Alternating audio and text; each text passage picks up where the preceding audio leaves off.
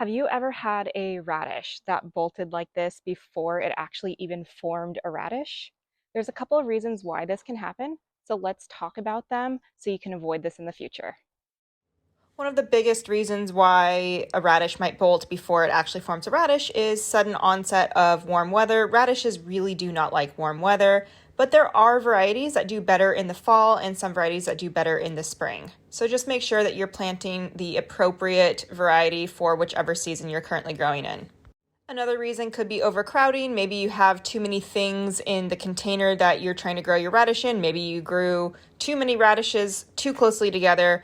Radishes need space to grow. So if you don't give them that space, they're not going to bulb out.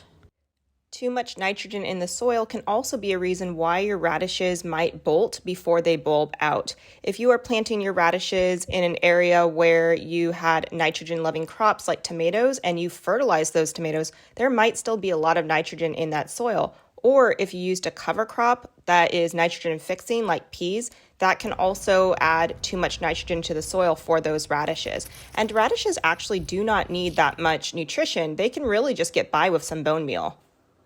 Hopefully you found this information helpful and will have better luck growing radishes next time.